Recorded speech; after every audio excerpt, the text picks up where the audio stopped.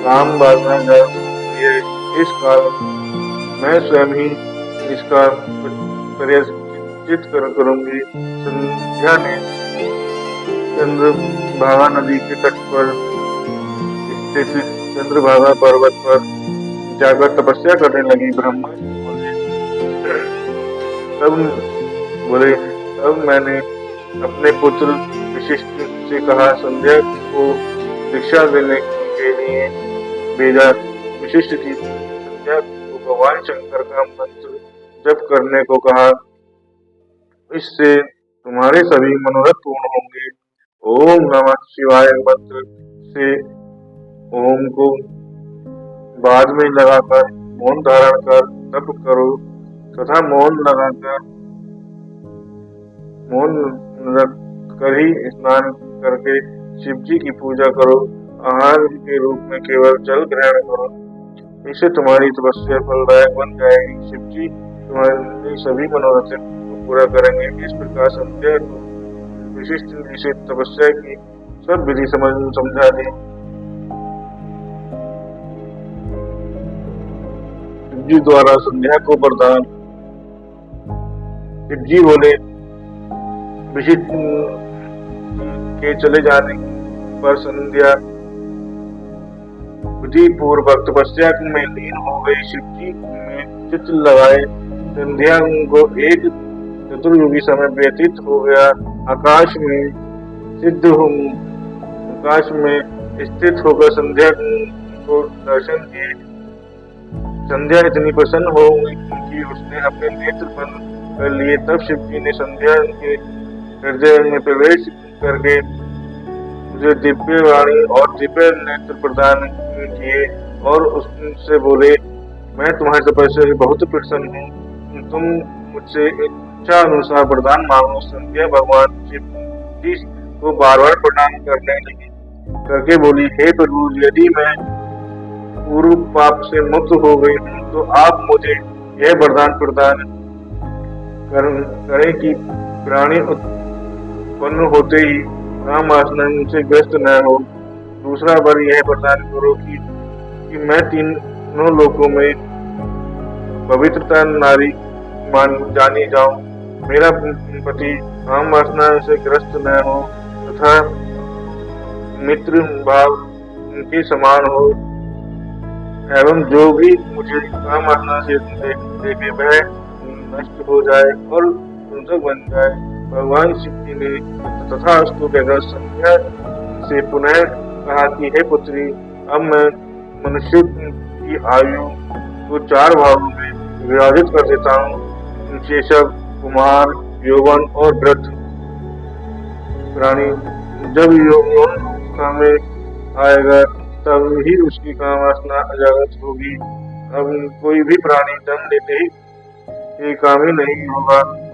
इस त्रिलोकी में तू सर्वश्रेष्ठ सती होगी। तेरे पति के अतिरिक्त यदि कोई अन्य पुरुष तुझे काम वासना से देखेगा तो वह नपुंसक बन जाएगा। तेरा पति 7 कल्पों तक जीवित रहेगा और बड़ा भाग्यवान होगा। तुम्हारा अग्नि में जलकर भस्म होना निश्चित है। देखो ऋषि 12 वर्ष से यज्ञ कर रहे हैं, तुम उनकी यज्ञाग्नि में जाकर भस्म हो जाओ। इसी पर्वत के नीचे मेधानिधि तपस्या में लीन होकर यज्ञ कर रहे हैं। तुम जैसा पति चाहे वैसा संकल्प मन में धारण करके अग्नि में प्रवेश कर जाओ।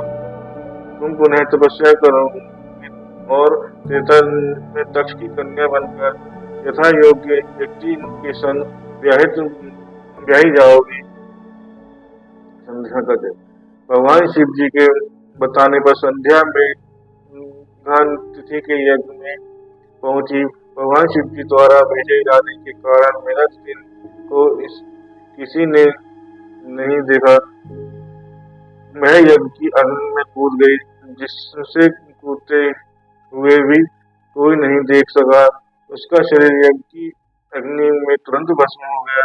अग्नि ने उसके सारे शरीर को जलाकर तुमने उसके सारे शरीर को अपने रथ में स्थापित कर दिया और उनके शरीर का ऊपरी भाग रात्रि और दिन के बीच में होने वाली प्रातः काल को संध्या हो गया और शेष नीचे का भाग पितरों की प्रसन्नता के लिए दिन का आह्वान वाली संध्या हो गया। उनके प्राणों को भगवान शिव ने अपने दिव्य शरीर स्थापित कर दिया। उधर जब यज्ञ की समाप्ति हुई तो ऋषियों ने तत्व के समान कांति वाले कन्या को अग्नि में देखा। इस पर मेनक जी ने उसे अपने गोद में उठा लिया और तथा यज्ञ के जल से स्नान कराया और उसका नाम अरुंधति रखा। उन्हीं से अपनी निधि मानकर आश्रम में उसका पालन पोषण करने लगे। जब अरुंधति 5 वर्ष की हुई तो ब्रह्मा विष्णु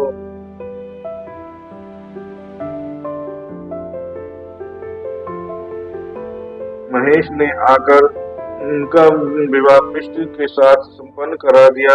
अरुंधति से वशिष्ठ के 100 श्रेष्ठ पुत्र उत्पन्न हुए। ब्रह्मा जी ने नाथ को बताया, जब संध्या को देखने मात्र से शिव ने मुझे फटकारा था, तब से मैं शिव जी को की माया से मोहित होकर ईर्ष्या करने लगा। मन में ईर्ष्या रखकर मैं मरीचि दक्षादि पुत्र के पास जाकर बोला, तुम्हें पता है कि शिव जी ने स्त्री को देखने मात्र से वो अंधकार था। उस घटना से मैं आज तक, अतः जब तक महादेव कोई स्त्री ग्रहण न कर ले तब तक मेरे हृदय को शांति नहीं मिलेगी। क्या तुम मेरे कष्ट को दूर करने में कोई उपाय कर सकते हो? हे नारद, जब मैं इस प्रकार कह रहा था उसी समय कामदेव रति सहित पधारे। मैंने कामदेव की प्रशंसा करके उनसे कहा, हे पुत्र,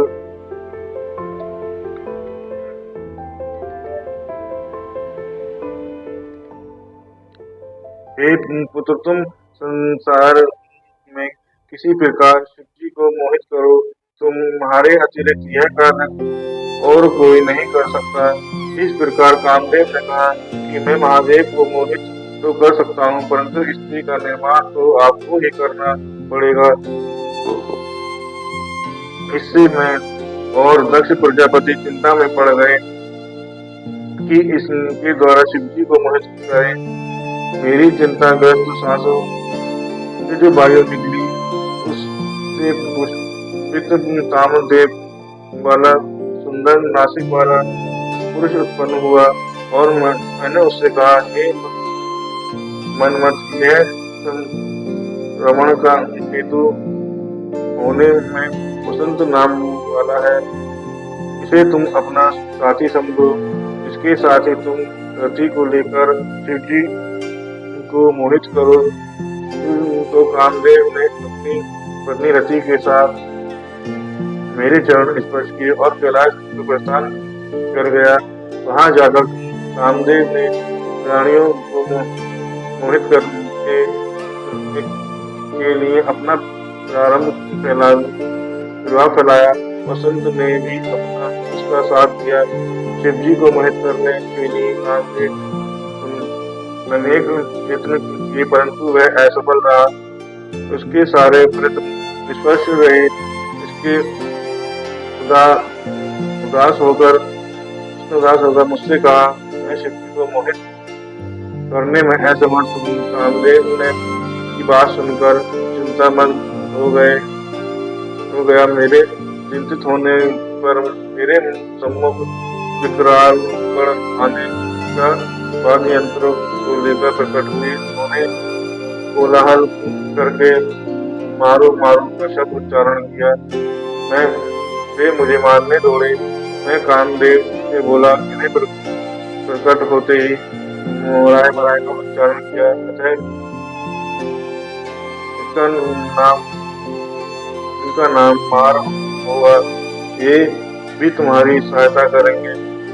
अब तुम पुनः शिव जी को मोहित करने जाओ।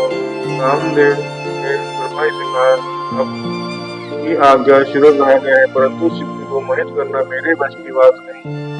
वे मुझे वश भी कर सकते हैं। ब्रह्मा जी के कहने पर कामदेव कुमार गणों को साथ लेकर शिव जी के स्थान पर गए, परंतु शिव जी तो वह मोहित करने में असफल रहे। ब्रह्मा जी ने बताया, कामदेव निराश होकर मेरे पास लौट कर बोला, हे ब्रह्मा जी, आप स्वयं ही शिव जी को मोहित करें। ओम नमः शिवाय। ओम नमः शिवाय। ओम नमः शिवाय। ओम नमः शिवाय। ओम नमः शिवाय। ओम नमः शिवाय। ओम ओम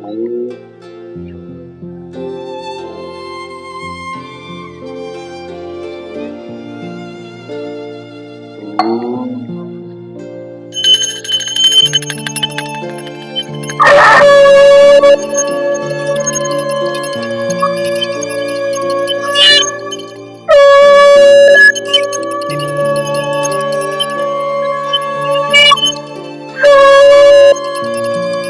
शिवाय। ओम नमः शिवाय। ओम नमः शिवाय। ओम नमः शिवाय। ओम नमः शिवाय।